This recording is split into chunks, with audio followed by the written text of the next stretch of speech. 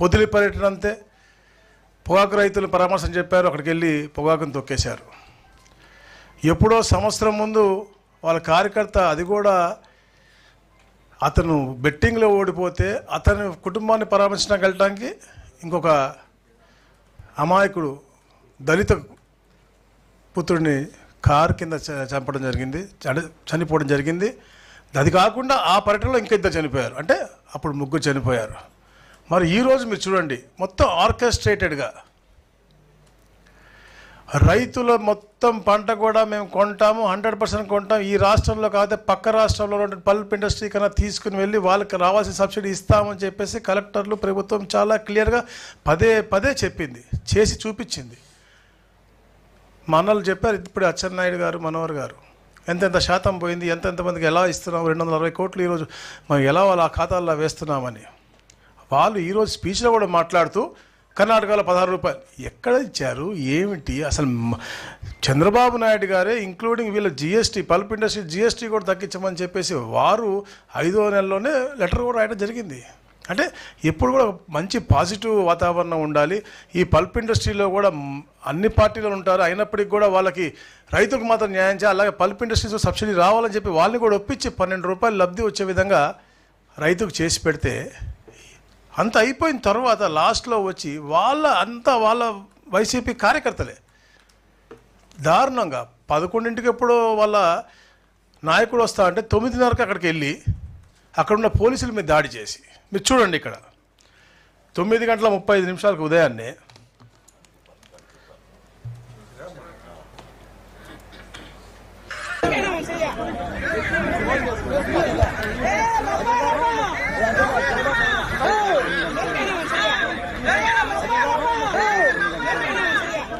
ఏమన్నా డిఎస్పీ గారిని రప్పా చేయి నరకేరా అంటే, ఇది వాళ్ళ స్కూల్.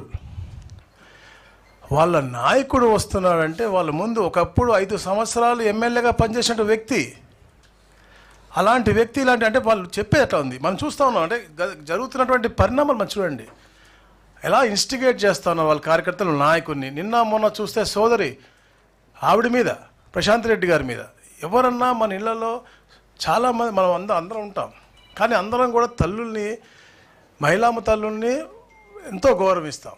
ఒక సోదరిగా, ఒక కుటుంబ సభ్యురాలుగా, ఒక తల్లిగా మనం గౌరవిస్తాం. అలాంటి ఒక గొప్ప వ్యక్తుల్ని మనం ఇలా మాట్లాడటం, దానికి మళ్ళీ వాళ్ళు దాన్ని సపోర్ట్ చేసుకోవడం అన్నాము ఏంటి అంటే, ఒక సైకో ఉగ్రవాదత్వం ఏదైతే ఆయనకు ఉందో, సైకో ఉగ్రవాదత్వం ఏదైతే అతనికి ఉందో, అతను కింద ఉన్నటువంటి నాయకులకు కూడా అది ఆపాదిస్తూ ఉన్నాడు.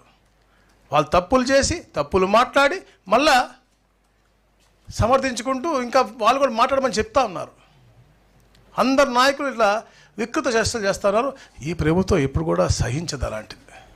ఈ ప్రభుత్వం ఎప్పుడు కూడా మంచి వాతావరణం ఉండాలి, రాష్ట్రంలో రైతులు సుభిక్షంగా ఉండాలి, మహిళలు ఉల్లాసంగా, ఉత్సాహంగా, చాలా జాగ్రత్తగా ఉండాలి, వాళ్ళు కాపాడే బాధ్యత ఈ ప్రభుత్వం తీసుకుంది. కాబట్టి ఎవరిని కూడా మేము అలాంటి సహించాం. అలాగే ఏదైతే రైతులు కూడా నెక్స్ట్ వీడియో కూడా మీరు చూడాలి, ఎలాగైతే వాళ్ళు ప్రీ ప్లాన్గా, ఆర్కెస్ట్రేటెడ్గా చేశారు.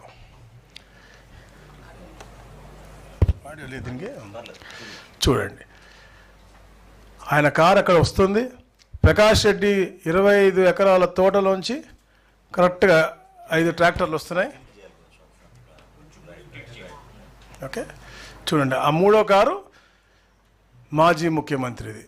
ఆ అవతల రోడ్లో వెళ్ళిపోయినటువంటిది మళ్ళీ ఈ రోడ్లోకి తీసుకొచ్చి, అంటే ఎంత దారుణంగా ఆర్కెస్ట్రేటెడ్గా కావాలని వాళ్ళ ట్రాక్టర్లు ఆ తోటలోంచి వస్తూ కింద వేస్తే, అలాంటి మామిడి పండ్లను తొక్కి వాళ్ళ కార్యకర్తలు తొక్కిచ్చి ముందుకెళ్తా ఉన్నారంటే, ఆ ఉన్మాదత్వం మనకి, ఆ సైకోతనం మనకు కనపడతా ఉంది.